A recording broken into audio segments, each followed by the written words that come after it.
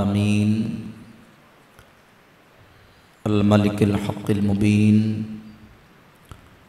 والصلاة والسلام علی سیدنا و مولانا محمد طہ الامین وعلی آلہ و اصحابہ اجمعین ومن اتبعہم الی یوم الدین اما بعد فاعوذ باللہ من الشیطان الرجیم بسم اللہ الرحمن الرحیم ان الصفا والمروة من شعائر اللہ فمن حج البیت او اعتمر فلا جناح علیہ ان یطوف بہما فمن تطوع خیرا فإن اللہ شاکر علیم صدق اللہ مولانا العظیم و صدق رسولہ النبی الکریم الامین الرؤوف الرحیم ان اللہ و ملائکتہ یصلون علی النبی یا ایہا الذین آمنوا صلوا علیہ وسلموا تسلیما اللہم صلی علی سیدنا و مولانا محمد وعلی آل سیدنا و مولانا محمد وبارک وسلم علیہ مولا صلی وسلم دائما ابدا علی حبیبک خیر الخلق کلہم هو الحبیب الذی ترجى شفاعته لكل هول من الاحوال مقتحم۔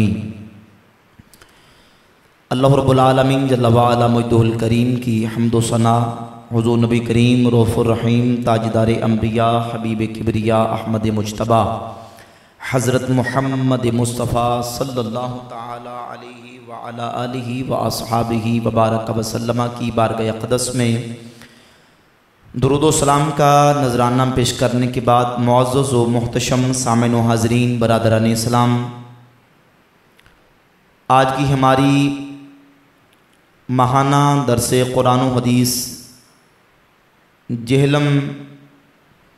کے اندر 28ویں نشست کے اندر ہم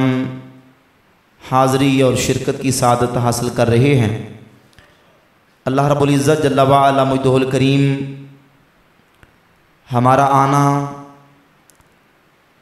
اور آج کی اس محفل پاک میں شریک ہونا اپنی بارگاہ میں شرف قبولیت عطا فرمائے۔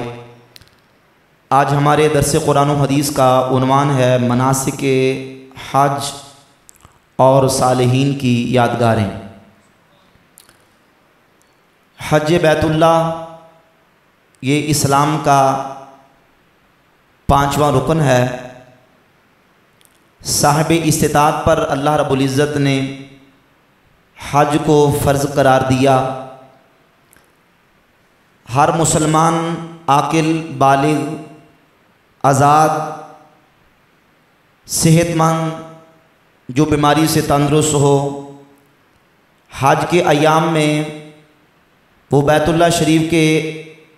حج کرنے کے اخراجات اس کے پاس ہوں اور جو اس کے لیے شرائط ہیں وہ شرائط پوری ہوں، اس بندہ مومن پر بیت اللہ شریف کا حج کرنا فرض ہے۔ حج اسلام کے بنیادی 5 ارکان میں سے 5واں رکن ہے۔ نبی پاک صلی اللہ علیہ وآلہ وسلم کا ارشاد ہے صحیح بخاری کے اندر بنی الاسلام علی 5 شہادت اللہ الہ الا اللہ وان محمد رسول اللہ صلی اللہ علیہ وآلہ وسلم۔ اسلام کی بنیاد 5 چیزوں پر ہے۔ نمبر 1 اللہ رب العزت کی توحید کی گواہی دینا اور رسول اللہ صلی اللہ علیہ وآلہ وسلم کی رسالت کی گواہی دینا، و اقام الصلاۃ اور نماز قائم کرنا، و ایتاء الزکاۃ اور زکوٰۃ دینا، و صوم رمضان اور رمضان کے روزے رکھنا، و حج البیت اور بیت اللہ شریف کا حج کرنا۔ بعض احادیث کے اندر صوم رمضان اور حج بیت اللہ کا تقدم و تاخر موجود ہے، یعنی بعض احادیث کے اندر پہلے حج بیت اللہ کا ذکر ہے پھر روزوں کا ذکر ہے، اور بعض احادیث کے اندر پہلے روزوں کا ذکر ہے اور بعد میں حج بیت اللہ کا ذکر ہے۔ تو ترتیب کے اعتبار سے اگر دیکھیں تو بیت اللہ شریف کا حج کرنا یہ اسلام کے بنیادی 5 ارکان میں سے 5واں رکن ہے۔ حج کی فرضیت ہر مسلمان جانتا ہے اور حج کی فرضیت کا منکر کافر دائرہ اسلام سے خارج ہے۔ زندگی کے اندر ایک مرتبہ حج بیت اللہ فرض ہے۔ نبی پاک صلی اللہ علیہ وآلہ وسلم نے صحابہ کرام علیہ رضوان کے سامنے جب حج کی فرضیت کا اعلان کیا، صحیح بخاری کے اندر یہ حدیث موجود ہے، اور فرمایا ایھا الناس قد فرض علیکم الحج فحجوا، اے لوگو تم پر حج بیت اللہ فرض کیا گیا ہے پس تم حج کرو۔ ایک شخص نے نبی پاک صلی اللہ علیہ وآلہ وسلم کی بارگاہ اقدس میں عرض کی، اکل عامین یا رسول اللہ، اے اللہ کے رسول کیا ہر سال حج فرض ہے؟ فسکتا، رسول اللہ صلی اللہ علیہ وآلہ وسلم خاموش رہے، حتیٰ کہ جب نبی پاک علیہ السلام نے دوبارہ فرمایا تو پھر اسی شخص نے سوال کیا، قالہا ثلاثاً، 3 مرتبہ فرمایا۔ اس کے بعد نبی پاک صلی اللہ علیہ وآلہ وسلم نے فرمایا، لو قلت نعم لوجبت، اے سوال کرنے والے اگر میں تمہارے جواب پر ہاں کہہ دیتا، لوجبت، تو حج ہر سال فرض ہو جاتا۔ اس حدیث سے ایک تو بات یہ معلوم ہوئی کہ زندگی میں ایک مرتبہ حج بیت اللہ فرض ہے، اور دوسری بات یہ معلوم ہوئی کہ اللہ رب العزت نے تشریع احکامات ان کا اختیار اپنے محبوب صلی اللہ علیہ وآلہ وسلم کو عطا فرمایا ہے کہ رسول اللہ صلی اللہ علیہ وآلہ وسلم اگر اس موقع پر ہاں کر دیتے، اگرچہ حج ایک زندگی میں ایک مرتبہ فرض ہے، حضور فرماتے اگر میں ہاں کر دیتا تو حج ہر سال فرض ہو جاتا۔ اور دیگر اور بہت ساری احادیث ہیں، اللہ رب العزت نے اپنے حبیب علیہ السلام کو تشریعی معاملات اور تقوینی معاملات کے اندر بہت سارے اختیارات و تصرفات عطا فرمائے۔ کہیں حضور فرماتے ہیں لولا ان اشق علی امتی لامرتہم بالسواک عند کل صلاۃ، اگر مجھے اپنی امت کی مشقت اور تکلیف کا ڈر نہ ہوتا تو میں ہر نماز کے ساتھ مسواک کو فرض کرا دیتا۔ اور کسی مقام پہ حضور فرماتے ہیں لولا ان اشق علی امتی لامرتہم لاخرت العشاء الی ثلث اللیل، اگر مجھے اپنی امت کی مشقت کا خوف اور ڈر نہ ہوتا تو میں عشاء کی نماز کو رات کے 30 حصے تک مؤخر کر دیتا۔ الغرض بہت سارے مقامات ایسے ہیں کہ نبی پاک صلی اللہ علیہ وآلہ وسلم نے بہت سارے مقامات پر اپنی امت کے اوپر مشقت کا خدشہ رکھتے ہوئے اپنی امت کے لیے سہولت اور یسر کو رسول اللہ صلی اللہ علیہ وآلہ وسلم نے رکھا۔ تو اس حدیث میں حضور نے فرمایا کہ اگر میں ہاں کر دیتا تو ہر سال حج فرض ہو جاتا۔ معلوم ہوا کہ حضور کے کہنے سے، رسول اللہ کے کسی چیز کو فرض کر دینے سے چیز فرض ہو جاتی ہے، اور اگر اللہ کے رسول چاہیں، اللہ نے حضور علیہ السلام کو اختیارات عطا فرمائے ہیں، اگر کوئی چیز اللہ رب العزت نے کسی چیز کو ممنوع اور حرام قرار دیا ہے، اللہ کے رسول اللہ کے دیے اختیار سے اپنی امت کے لیے اس کی سہولت اور آسانی بھی عطا فرما سکتے۔ تو زندگی میں ایک مرتبہ حج بیت اللہ فرض ہے۔ حج کی 3 قسمیں ہیں، حج قران، حج تمتع اور حج افراد۔ حج قران کا مطلب یہ ہے کہ آفاقی حاجی باہر سے آنے والا بیت اللہ شریف کے حج کی نیت سے مکہ المکرمہ آیا، آ کے اس نے عمرہ کیا، طواف کعبہ اور عمرہ کر لیا۔ عمرہ کرنے کے بعد جو احرام باندھا ہوا تھا وہی احرام باندھے رکھا، اور پھر 8 ذوالحجہ کو پھر اس نے نیت کی اور اسی احرام میں اس نے حج بیت اللہ بھی کیا۔ اس حج کو حج قران کہا جاتا ہے۔ قران یعنی حج اور عمرہ ساتھ ملا دینا، اور حج قران حج کی تمام اقسام میں سے افضل ہے، کیونکہ نبی پاک صلی اللہ علیہ وآلہ وسلم نے جب 10 ہجری کو حج فرمایا تو آقا کریم علیہ السلام نے حج قران فرمایا۔ اور حج کی دوسری قسم ہے حج تمتع، یعنی حج تمتع کا معنی نفع اٹھانا، فائدہ حاصل کرنا، کہ حاجی حج کرنے کے نیت سے مکہ المکرمہ آیا، جس احرام میں آیا تھا اس احرام کے ساتھ اس نے عمرہ کیا، عمرہ کرنے کے بعد اس نے حلق کیا اور احرام کھول دیا، اور پھر دوبارہ 8 ذو الحجہ کو اس نے حج کا احرام باندھا، اور پھر مکمل حج کے مناسک کو اس نے ادا کیا، عمرہ بھی کر لیا اور حج بھی کر لیا۔ آیا تو حج کرنے کے لیے تھا، لیکن حج کا فائدہ یہ اٹھایا کہ ساتھ اس نے عمرہ بھی کیا۔ اس حج کو حج تمتع یعنی نفع والا حج کہا جاتا ہے۔ اور حج کی تیسری قسم ہے حج افراد، جو مکہ المکرمہ کے رہنے والے کرتے ہیں، یعنی صرف حج ہی کیا احرام باندھ کے۔ جو مکہ شریف کے رہنے والے ہیں وہ حج افراد کرتے ہیں۔ تو یہ حج کی 3 قسمیں ہیں، حج قران، حج تمتع اور حج افراد۔ نبی پاک صلی اللہ علیہ وآلہ وسلم نے حج قران فرمایا۔ اب حج بیت اللہ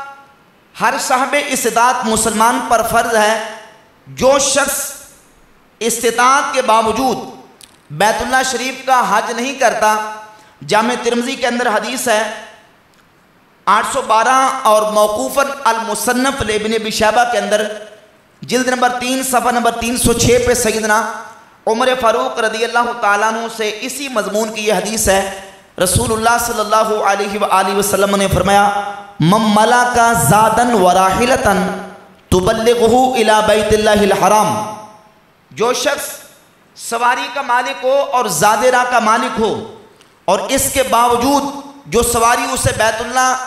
شریف تک لے جائے، اس کے باوجود وہ حج بیت اللہ نہ کرے، تو حضور فرماتے ہیں فلم یحج فلا علیہ ان یموت یہودیا او نصرانیا، تو پھر اللہ کو اس کی کوئی پرواہ نہیں ہے وہ یہودی ہو کے مرے یا عیسائی ہو کے مرے، کیونکہ اللہ رب العزت نے قرآن میں فرما دیا وَلِلَّهِ عَلَى النَّاسِ حِجُّ الْبَيْتِ مَنِ اسْتَطَاعَ إِلَيْهِ سَبِيلًا، اور لوگوں پر اللہ کے لیے بیت اللہ کا حج کرنا ہے، مَنِ اسْتَطَاعَ إِلَيْهِ سَبِيلًا، جو اللہ کے گھر جانے کی استطاعت رکھتا ہے۔ اور دوسری حدیث صحیح ابن حبان کے اندر 3703 نمبر حدیث ہے، اور یہ حدیث صحیح حدیث ہے۔ سابقہ جو پہلی حدیث گزری وہ تعدد طرق کے ساتھ حسن لغیرہی کے درجے تک پہنچتی ہے، اور یہ حدیث صحیح ہے۔ نبی پاک صلی اللہ علیہ وآلہ وسلم فرماتے ہیں، اللہ رب العزت فرماتا ہے ان عبدن صححت لہ جسمہ، اللہ فرماتا ہے میں نے اپنے بندے کو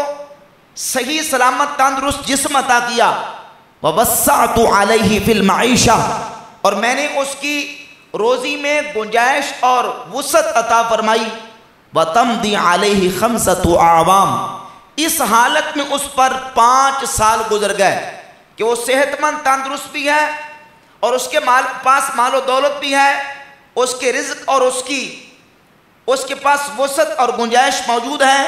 اور 5 سال گزر گئے اس نے حج نہیں کیا، لَمَحْرُومٌ، تو اللہ فرماتا ہے ایسا شخص رب کی رحمت سے محروم ہے۔ یہ 2 وعیدیہ حدیث ہے، اور آپ کے سامنے 3 میں فضائل کی احادیث پڑھوں گا کہ نبی پاک صلی اللہ علیہ وآلہ وسلم نے حج بیت اللہ کرنے والے مومن مسلمان کو جو خوشخبریاں اور بشارتیں عطا فرمائی ہیں۔ رسول اللہ صلی اللہ علیہ وآلہ وسلم فرماتے ہیں، صحیح بخاری، صحیح مسلم اور سنن نسائی کے اندر حدیث ہے، من حج فلم یرفس ولم یفسق، حضور فرماتے ہیں جس نے حج کیا اور اس نے کوئی نافرمانی اور کوئی گناہ کا عمل نہیں کیا، رجع من ذنوبہ کیوم ولدتہ امہ، وہ حاجی گناہوں سے ایسے پاک صاف ہو گیا، گناہوں سے ایسے نکل آیا جیسے کہ آج ہی اس کی ماں نے اس کو جنا ہو۔ اور ایک دوسری حدیث جو کہ صحیح بخاری مسلم میں متفق علیہ حدیث ہے، رسول اللہ صلی اللہ علیہ وآلہ وسلم کی بارگاہ اقدس میں سوال کیا گیا، یا رسول اللہ ای العمل افضل، تمام اعمال میں سب سے افضل عمل کون سا ہے؟ تو نبی پاک صلی اللہ علیہ وآلہ وسلم نے فرمایا ایمان باللہ ورسولہ، اللہ اور اس کے رسول پر ایمان لانا، اللہ اور اس کے رسول پر ایمان لانا۔ قیل ثم ماذا، پوچھا کہ یا رسول اللہ اس کے بعد کون سا عمل ہے؟ فرمایا الجہاد فی سبیل اللہ، اللہ کی راہ میں جہاد کرنا۔ قیل ثم ماذا،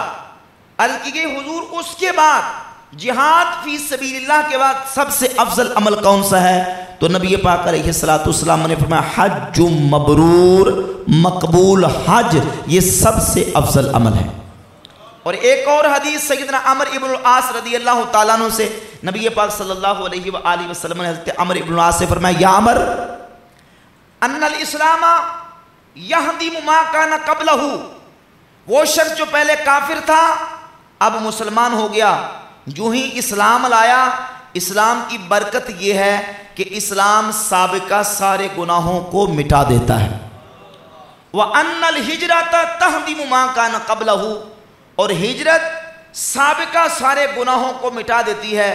وَأَنَّ الْحَجَّ يَهْدِمُ مَا كَانَ قَبْلَهُ، اور جو بندہ مومن حج کرتا ہے اللہ حج کی برکت سے اس کے سارے پچھلے گناہوں کو معاف فرما دیتا ہے۔ اور فضیلت اور خوشخبری کے حوالے سے اس سلسلہ میں آخری حدیث جو کہ صحیح ابن حبان کے اندر، مسند بزار کے اندر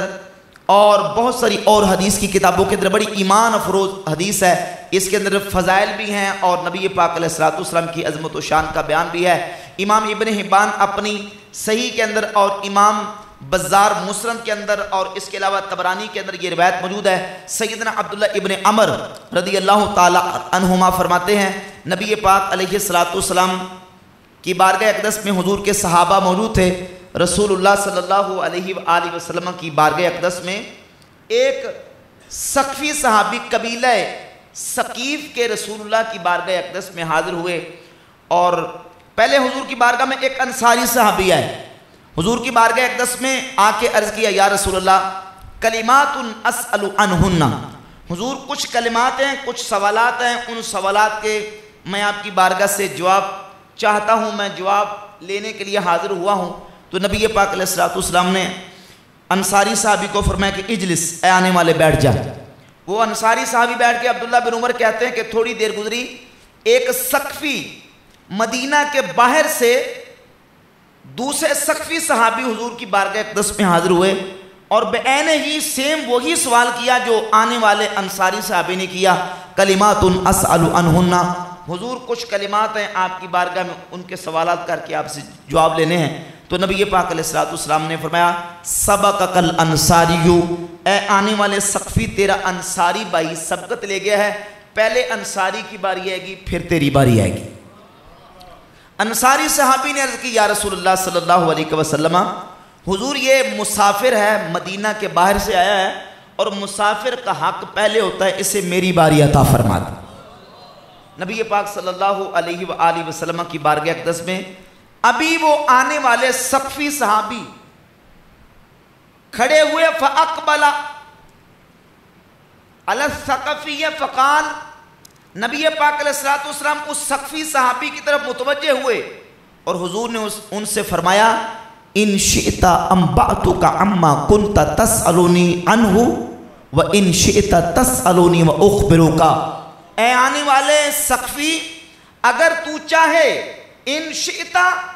انبأتک عما كنت تسألنی عنہ، اگر تو چاہے تو جو تو سوال کرنا چاہتا ہے، جو تو اپنے دل میں سوال لے کے آیا ہے، اگر تو چاہے تو تیرے سوال بھی میں کر کے جواب بھی میں خود عطا نہ فرما دوں۔ تو وہ صحابی حضور کی بارگاہ اقدس میں عرض کرتے ہیں یا رسول اللہ صلی اللہ علیہ وسلم بل اجبنی عما کنت اسألک، یا رسول اللہ پھر میں سوال کیوں کروں گا، سوال بھی خود کریں جواب بھی خود عطا فرما دیں۔ نبی پاک صلی اللہ علیہ وآلہ وسلم نے آنے والے ثقفی کو سوالات کر کے، چونکہ بڑی لمبی حدیث ہے، میں چونکہ حج کے حوالے سے بیان کرنا چاہتا ہوں تو لمبی حدیث ہے، میں اختصار کروں۔ حضور نے ایک ایک سوال کیا پھر جواب دیا، سوال کیا پھر جواب دیا۔ نبی پاک صلی اللہ علیہ وآلہ وسلم کی بارگاہ اقدس میں جب اس صحابی نے سارے سوالات کے جواب پا لیے تو پھر اس انصاری صحابی کی باری آئی۔ جب حضور کی بارگاہ اقدس میں انصاری کی باری آئی، نبی پاک علیہ السلام نے ان کو بھی فرمایا ان شئت اخبرتک عما جئت تسألنی، آنے والے اگر تو چاہے تو جو سوال تو کرنے کے لیے آیا ہے ان سوالات کو کر کے خود ہی میں جواب عطا نہ فرما دوں۔ تو انصاری صحابی نے عرض کیا یا نبی اللہ اخبرنی بما جئت اسألک، حضور جو سوالات کرنے کے لیے میں آپ کی بارگاہ میں آیا ہوں خود ہی سوال کریں خود ہی جواب عطا فرما دیں۔ اب سنیے نبی پاک علیہ السلام نے فرمایا جئت تسألنی عن الحاج ما له حین یخرج من بیتی وما له حین یقوم بعرفات، تو یہی پوچھنے کے لیے نہیں آیا کہ جب حاجی اپنے گھر سے نکلتا ہے اس کو ہر قدم کے بدلے جب وہ اپنے گھر سے نکلتا ہے اسے کیا ملتا ہے؟ ما له حین یقوم بعرفات، جب وہ میدان عرفات میں جا کے کھڑا ہوتا ہے تو کتنا ثواب ملتا ہے؟ وما له حین یرمی الجمار، اور جب وہ شیطان کو کینکریاں مارتا ہے اسے کتنا ثواب ملتا ہے؟ وما له حین یحلق راسہ، اور جب وہ سر پر اسرا پھروا کے ٹین یا حلق کرواتا ہے تو اسے کیا ملتا ہے؟ وما له حین یقضی آخر طواف بالبیت، اور جب وہ آخری طواف کرتا ہے تو اسے کتنا ثواب ملتا ہے؟ تو صحابی نے عرض کی یا نبی اللہ والذی بعثک بالحق ما اخطأت مما کان فی نفسی شیئا، حضور اللہ کی ذات جس نے آپ کو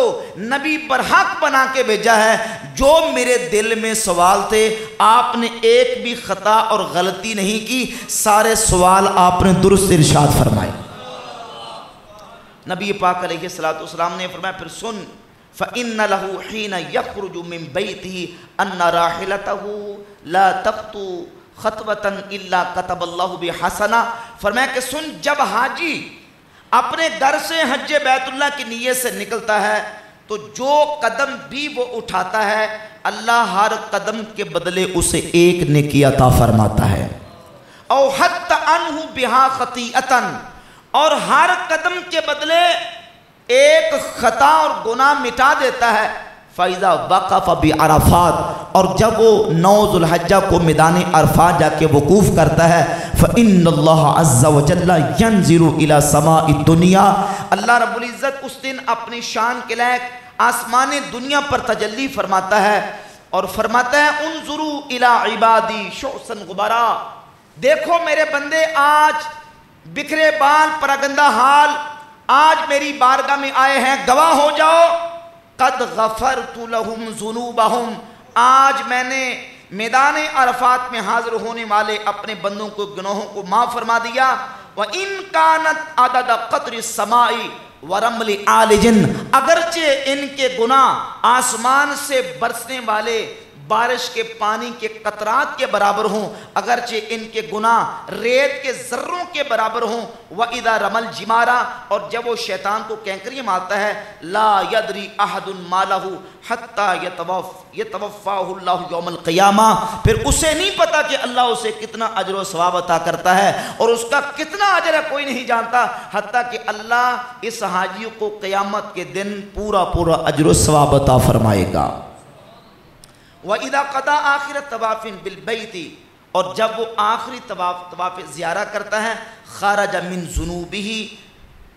وہ گناہوں سے ایسے نکل جاتا ہے جیسے کہ آج ہی اس کو اس کی ماں نے پیدا کیا ہو۔ اب حج کرنے والا حاجی ان فضائل و خوشخبریاں اور ان مبشرات اور بشارتوں کا مستحق ٹھہرتا ہے، اور جو حج بیت اللہ فرض ہونے کے بعد بھی نہیں کرتا تو حدیث کے اندر وعید موجود ہے کہ چاہے وہ یہودی ہو کے مرے چاہے وہ عیسائی ہو کے مرے۔ حج بیت اللہ کیا ہے؟ حج کے مناسک کیا ہیں؟ حج کسے کہتے ہیں؟ حج کن اعمال اور کن مناسک کا مجموعہ ہے؟ شروع سے لے کر آخر تک تمام مناسک پر غور کریں، تمام اعمال پر غور کریں، اور تمام حج کے جو اعمال ہیں ان پر جب ہم غور کرتے ہیں تو وہ اللہ رب العزت کے محبوب بندے، انبیاء، اولیاء، اللہ کے نیک بندے جناب سیدنا ابراہیم علیہ السلام اور ابراہیم علیہ السلام کے مبارک خانوادے کی یادگاریں ہیں۔ احرام پہننے سے لے کر احرام کیا ہے؟ ابراہیم علیہ السلام کی یادگار ہے۔ پھر جب حاجی احرام پہنتا ہے اور 8 ذو الحجہ کو مینا جاتا ہے، مینا کیا ہے؟ جہاں جناب ابراہیم علیہ السلام نے اللہ کی راہ میں، اللہ کی بارگاہ میں اپنے بیٹے کا خون بہانے کا عزم کر لیا، اور اللہ رب العزت نے ان کے ہاتھ پھر مینڈے کو ذبح کروایا، وہاں خون بہایا گیا، مینا اس میدان کو کہتے ہیں جہاں ابراہیم علیہ السلام نے خون بہایا، مینا بھی ابراہیم علیہ السلام کی یادگار ہے۔ اور پھر عرفات کا میدان وہ ہے، عرفات کو عرفات اس لیے کہتے ہیں، یہ وہ میدان عرفات یہاں 9 ذو الحجہ کو حجاج جمع ہوتے ہیں، یہ رکن اعظم ہے حج کا، میدان عرفات کی حاضری، یہ وہ مقام اور یہ وہ میدان ہے جب آدم علیہ السلام اور حضرت حوا رضی اللہ تعالیٰ عنہ زمین پر اترے، جس مقام پہ آ کے آدم علیہ السلام اور حضرت حوا کی ملاقات اور آپس میں پہچان ہوئی، اس پہچان عرفہ، اور اس پہچان کی وجہ سے میدان عرفات کو عرفات کہا جاتا ہے۔ مینا، عرفات، پھر واپسی پر مزدلفہ بھی اللہ کے پیغمبر ابراہیم علیہ السلام کی یادگار ہے۔ پھر مزدلفہ سے پھر مینا آنا، اور مینا آ کے شیطان کو کینکریاں مارنا، یہ شیطان کو کینکریاں مارنا بھی جناب سیدنا خلیل اللہ ابراہیم علیہ السلام کی یادگار ہے۔ پھر اس کے بعد اللہ کی راہ میں قربانی کرنا،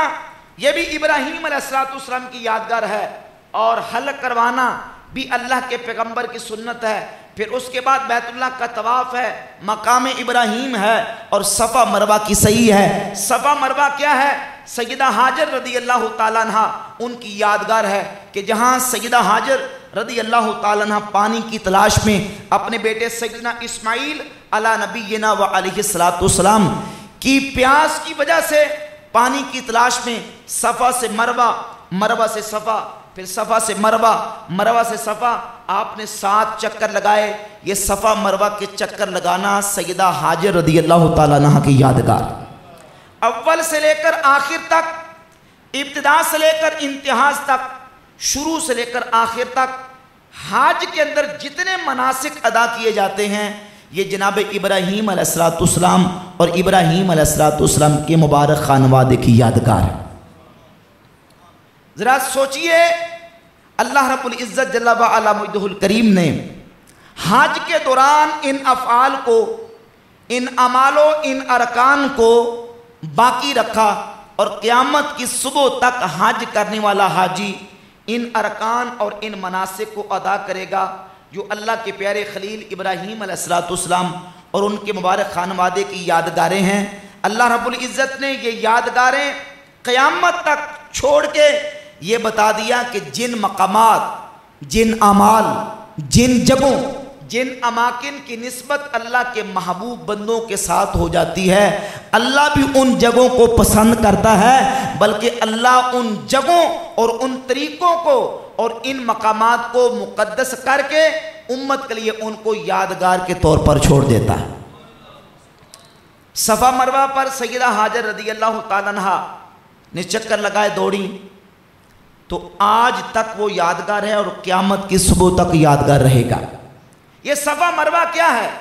یہ مینا مزدلفہ کیا ہے، یہ سب یادگاریں ہیں۔ قرآن مجید فرقان حمید کی سورۃ البقرہ کی آیت نمبر 158 میں اللہ رب العزت صفا و مروہ کا تذکرہ کرتے ارشاد فرماتا ہے، ان الصفا والمروۃ من شعائر اللہ، بے شک صفا اور مروہ یہ اللہ کی نشانیوں میں سے،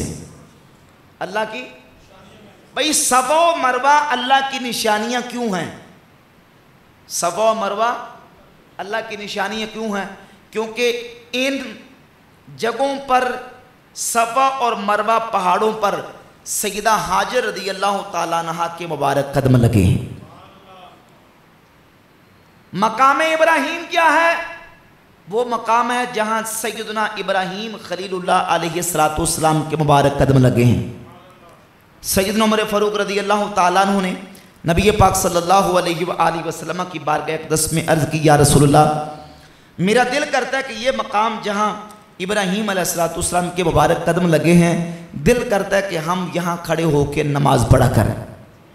حضرت عمر فاروق رضی اللہ تعالیٰ عنہ نے حضور علیہ السلام کی بارگاہ اقدس میں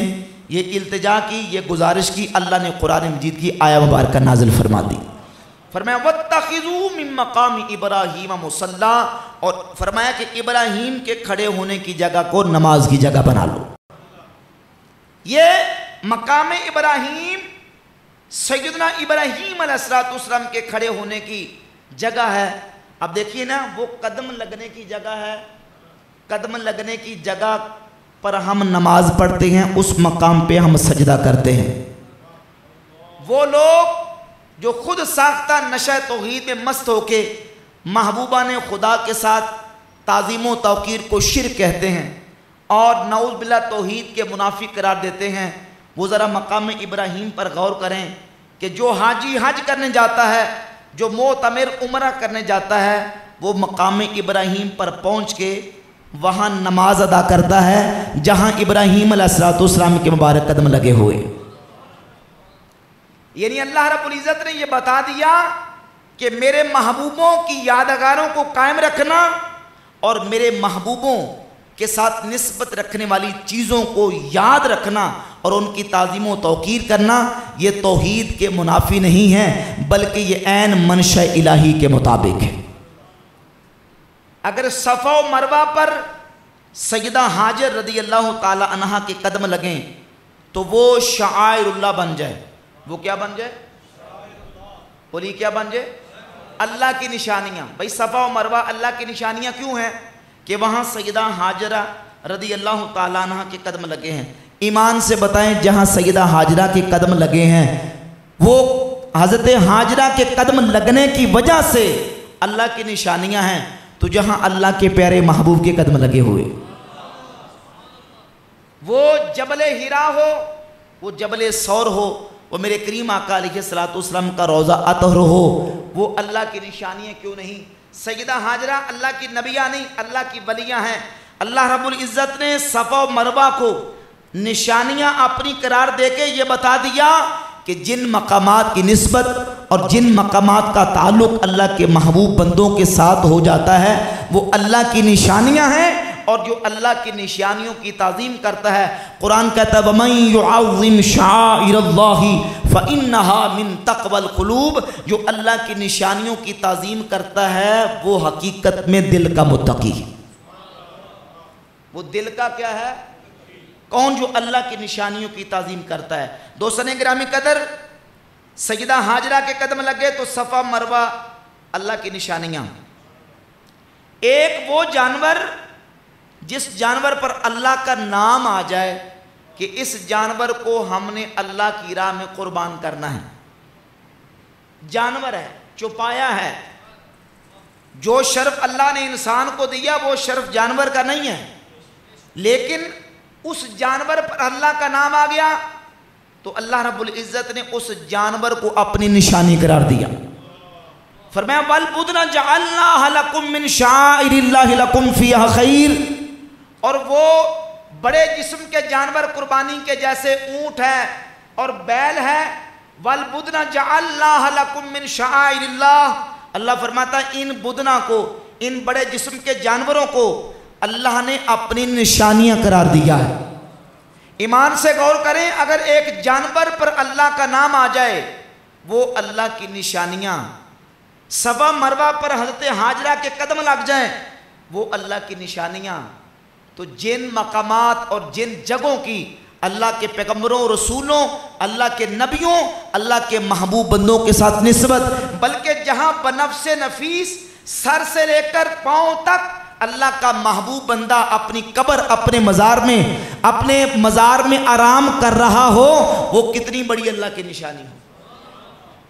لہذا جو دل کا متقی ہے وہ اللہ کے نبیوں، اللہ کے محبوب بندوں کے ساتھ نسبت رکھنے والی چیزوں کا ادب بھی کرے گا، احترام کرے گا، کیونکہ یہ اللہ کی نشانیاں ہیں، اور جو اللہ کی نشانیوں کا احترام اور تعظیم کرنے والا ہے، قرآن کہتا ہے حقیقت میں وہ دل کا متقی ہے۔ لہذا مزارات انبیاء ہوں، مزارات اولیاء ہوں، اور وہ اماکن مقدسہ، وہ مقامات مقدسہ، وہ جگہیں، وہ مقامات، وہ کپڑے، وہ لباس، وہ کوئی چیز ہو جس کی نسبت اللہ کے نبیوں اور اللہ کے محبوب بندوں کے ساتھ ہو جائے، وہ اللہ کی نشانیاں، وہ شعائر اللہ ہیں، اور ان کی تعظیم کرنا دل کا تقوی ہے، دل کی پرہیزگاری ہے۔ ان کی تعظیم دل کا متقی ہی کرے گا جس کو اللہ نے دل کے تقوی کی دولت عطا فرمائی ہوئی۔ یہی وجہ ہے کہ نبی پاک صلی اللہ علیہ وآلہ وسلم کے صحابہ کرام رضی اللہ تعالی عنہم نبی پاک علیہ السلام کے ساتھ نسبت رکھنے والی ہر چیز سے برکت لیتے تھے، اس کا ادب بھی کرتے تھے، اس کا احترام بھی کرتے تھے۔ چند حدیث میں آپ کے سامنے رکھ کے بات مکمل کروں گا۔ صحیح مسلم کے اندر حدیث ہے، سیدہ اسماء رضی اللہ تعالیٰ عنہ فرماتی ہیں کہ نبی پاک علیہ السلام کا جبہ ہمارے پاس آیا، وہ جبہ جو رسول اللہ صلی اللہ علیہ وآلہ وسلم زیب تن فرمایا کرتے تھے، وہ کپڑا جو نبی پاک علیہ السلام کے جسم اطہر سے مس ہوا، سیدہ اسماء فرماتی ہیں نحن نغسلها، ہم اس جبہ کو پانی میں بھگوتی تھی، جو پانی باقی بچتا تھا مدینہ کے بیماروں کو پلاتی تھی، اللہ شفا عطا فرما دیتا۔ اب ذرا تصور کریں، ذرا غور کریں کہ ایک کپڑا جب نبی کے جسم کے ساتھ لگ گیا، نبی کے جسم کی برکت اس کپڑے میں گئی، اس کپڑے کی برکت پانی میں گئی، اور اس پانی کی برکت کا عالم یہ ہے کہ فرماتی ہیں ہم مدینہ کے بیماروں کو پلاتی تھی، اللہ اس کی برکت سے شفا عطا فرما دیتا۔ کیوں؟ کیونکہ اس کپڑے کی نسبت رسول اللہ کی ذات اقدس کے ساتھ۔ الاستیاب میں حافظ ابن عبد البر اندلسی نے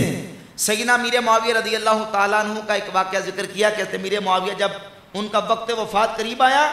تو حضرت امیر معاویہ صحابی رسول نے اپنے خاندان کے لوگوں کو جمع کیا اور جمع کر کے کہا کہ یہ کپڑا آج جو میرے پاس موجود ہے، یہ کپڑا اللہ کے رسول نے ایک موقع پر مجھے عطا فرمایا تھا، حضور قضاء حاجت کے لیے تشریف لے جانے لگے تو حضور نے یہ کپڑا مجھے عطا کیا، آج کے دن کے لیے یہ کپڑا میں نے سنبھال کے رکھا ہوا ہے، جب میری روح جسم سے نکل جائے یہ کپڑا میرے کفن کے نیچے رکھ دینا، یہ رسول اللہ کے بال مبارک ہیں، یہ حضور کے مبارک ناخن ہیں، یہ میری آنکھوں پہ میرے ہونٹوں پہ رکھ دینا، اگر میری بخشش ہوگی تو تبرکات مصطفیٰ کی برکت سے ہوگی۔ صحابہ کا عقیدہ۔ حضرت عبداللہ ابن عمر رضی اللہ تعالیٰ عنہ سے امام ابن حبان کتاب الثقات کے اندر اور قاضی عیاض نے الشفاء کے اندر نقل کیا، عبداللہ بن عمر صحابی رسول جب مسجد نبوی شریف میں آتے، روضہ رسول پر حاضری دیتے، نبی پاک علیہ السلام کے ممبر شریف کے پاس آتے اور ممبر کی وہ زینہ